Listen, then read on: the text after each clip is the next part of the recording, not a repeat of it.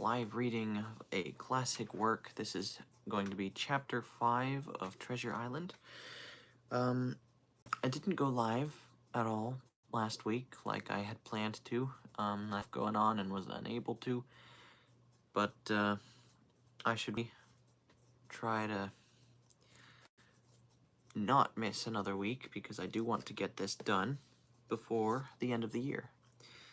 Gonna take the covers off. And I'm gonna take the bookmark out. And who knows who's gonna join. Watch. The strap's coming off. So let's see, how many pages are in Chapter 5? There's a picture. Cool. 42, 36 to 42. That's not very many. So, do I do not. My water is empty. Oh well. Alright, so we're just going to wait a couple more seconds. I don't think anybody's going to join just to start off. But I'm going to be reading Chapter 5, The Last of the Blind Man. And now is a good time as any to start. So let's go ahead and get into it. I'm going to be reading Chapter 5, The Last of the Blind Man. This is... just lost my page. Whoopsie daisies. There we go. This is Island by Robert Louis Stevenson. And yes, my covers came off. It's kind of the running joke in this series is that I gotta take the covers off of the book. It's not exactly a joke. It's not super funny, but you know. Alright, I'm gonna stop stalling. So, Chapter 5.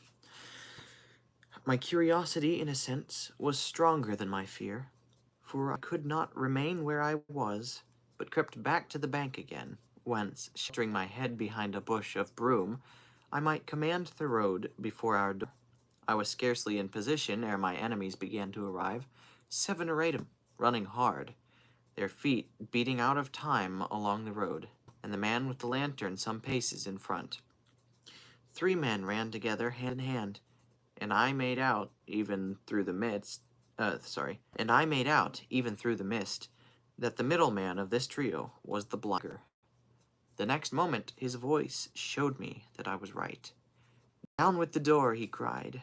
"Aye, aye, sir," answered 2 or 3, and a rush was made upon the Admiral Benbow, the lantern-bearer following, and then I could see them pause and could hear speeches passed in a lower key, as if they were surprised to find the door open. But the pause was brief, for the blind man again issued his commands. His voice sounded louder and higher, as if he were afire with eagerness and rage. In, he shouted, and cursed their delay. 4 or 5 of them obeyed at once, 2 remaining on the road with the formidable beggar. There was a pause, then a cry of surprise, and then a voice shouting from the house, "Bill's dead!" But the blind swore at them again for their delay. "Search him, some of you shirking lubbers, and the rest of you aloft, and get the chest," he cried. I could hear their feet rattling up our old stairs, so that the house must have shaken with it. Promptly afterward, fresh sounds of astonishment arose. The window of the captain's room was thrown open with a slam and a jingle of broken glass, and a man leaned out into the moonlight, head and shoulders, and addressed the blind beggar standing on the road. "Pew!" he cried. "They've been before us. Someone's turned the chest out alow and aloft." "Is it there?" roared Pew. "The money's there." The blind man cursed the money. "Flint's fist, I mean," he cried. "We don't see it here nohow," returned the man. "Here, you below there. Is it on Bill?" cried the blind man again. At that, another fellow, probably he who had remained below to search the captain's body, came to the door of the inn. "Bill's been overhauled already," he said. "Ain't nothing left." "These people of the inn! It's that boy! I wish I had put his eyes out," cried the man, Pew. "They were here no time ago. They had the door bolted when I tried it. Scatter, lads, and find 'em." "Sure enough, they left their glim here," said the fellow from the window. "Scatter and find 'em. Root the house out. reiterated Pew, striking with his stick upon the road. Then there followed a great to-do through all our old inn, heavy feet pounding to and fro, furniture thrown over, doors kicked in, until the very rocks re-echoed, and the men came out again, one after another, onto the road and declared that we were nowhere to be found. And just then the same whistle that had alarmed my mother and me over the dead captain's money was once more clearly audible through the night, this time twice repeated. I had thought it to be the blind man's trumpet, so to speak, summoning his crew to the assault, but I now found that it was a signal from the hillside toward the hamlet, and from its effect upon the buccaneers, a signal to warn them of approaching danger. "There's Dirk again," said one. "Twice! We'll have to budge, mates." "Budge, you skulk," cried Pew. "Dirk was a fool and a from the first. You wouldn't mind him. They must be close by. They can't be far. You have your hands on it. Scatter and look for them, dogs. Oh, shiver my soul," he cried, "if I had eyes."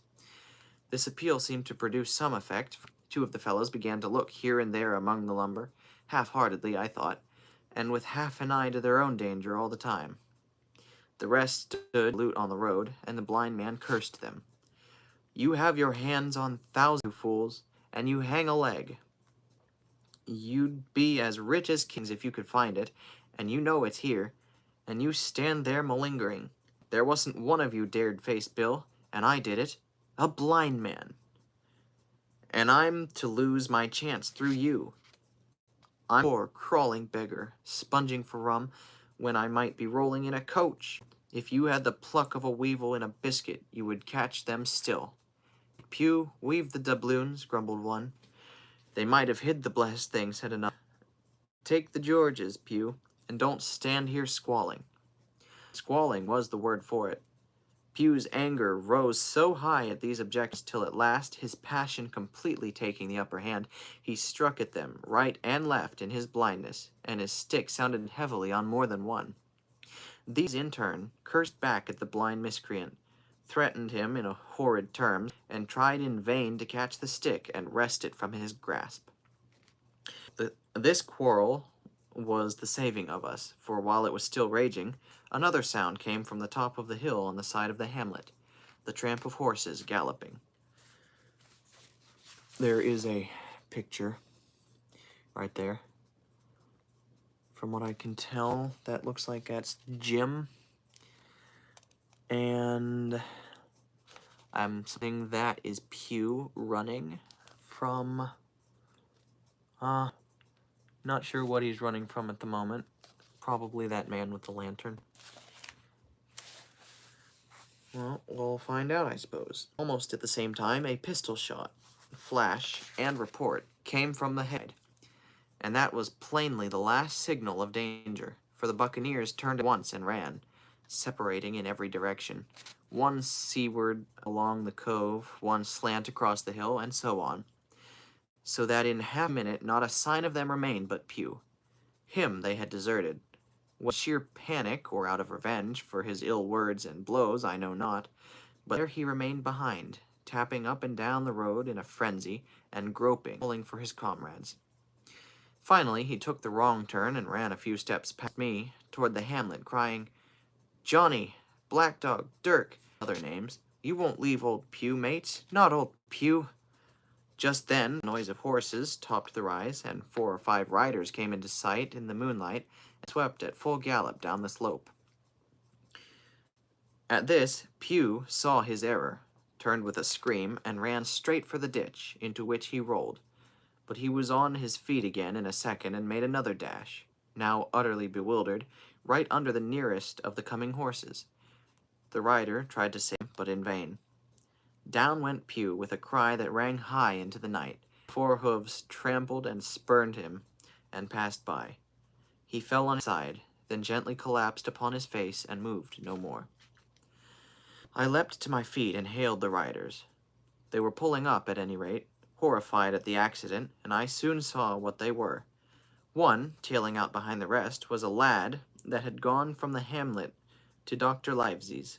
The rest were revenue officers whom he had met by the way, and with whom he he had had the intelligence to return at once. Some news of the lugger in Kit's Hole had found its way to Supervisor Dance and set him forth that night in our direction, and to that circumstance my mother and I owed our preservation from death. Pugh was dead, stone dead. As for my mother, when we had carried her up to the hamlet, a little water and salt soon brought her back again. She was none the worse for her terror, though she still continued to deplore the balance of the money. In the meantime, the supervisor rode on, as fast as he could, to Kit, but his men had to dismount and grope down the dingle, leading, and sometimes supporting, their horses, in continual fear of ambushes. So it was no great matter for surprise that, when they got down the hole, the lugger was already under way, though still close in. He hailed her. A voice replied, telling him to keep out of the moonlight, could get some lead in him, and at the same time a bullet whistled close by his arm. Soon after, the lugger doubled the point and disappeared. Mr. Dance stood there, as he said, like a fish of water, and all he could do was to dispatch a man to B. I suppose that's a city name, but they don't write out the entire, or he doesn't write out the entire word for some reason. We'll just call it B. Okay. All he could do was to dispatch a man to B, to warn the cutter. After that, said he, is just about as good as nothing. Sorry, and that, not after that. And that, said he, is just about as good as nothing. They've got off clean, and there's an end. Only, he added, I'm glad I trod on Master Pugh's corns, for by this time he had heard my story. I went with him to the Admiral Benbow, and you cannot imagine a house in such a state of smash. The very clock had been thrown down by these fellows in their furious hunt after my mother and me, and though nothing had actually been taken except the captain's money bag and a little silver from the till, I could see at once that we were ruined. Mr. Dance could make nothing of the scene. They got money, you say? Well then, Hawkins, what in fortune were they after? More money, I suppose. No, sir, not money, I think, replied I. In fact, sir, I believe I have the thing in my breast pocket, and to tell you the truth, I should like to get it put in safety. To be sure, quite right, said he. I'll take it if you like.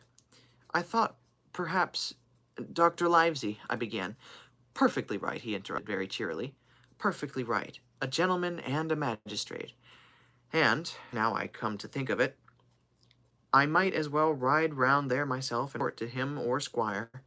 Master Pugh's dead, when all's done. Not that I regret it, but he's dead, you see, and people will make it out against an officer of His Majesty's revenue, if make it out they can.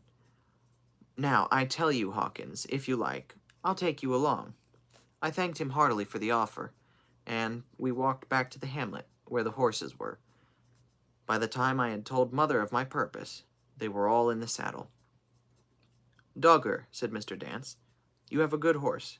Take up this lad behind you. And as soon as I was mounted, holding on to Dogger's belt, the supervisor gave the word, and the party struck out at a bouncing trot onto the road to Dr. Livesey's house.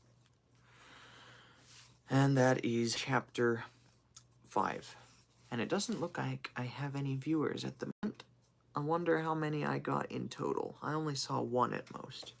So, this is probably a video that is going to be seen by after it's done being live. What do you call that? When it's actually released. But anyway, that's chapter 5. I'll try to read chapter 6 tomorrow. What'll happen. But I am really enjoying the book so far, and it gets a lot better. And I can't wait till they actually set out on their journey. Well, I'm gonna go ahead and go to bed, so y'all have a good night. And God bless. And press the X. Yes.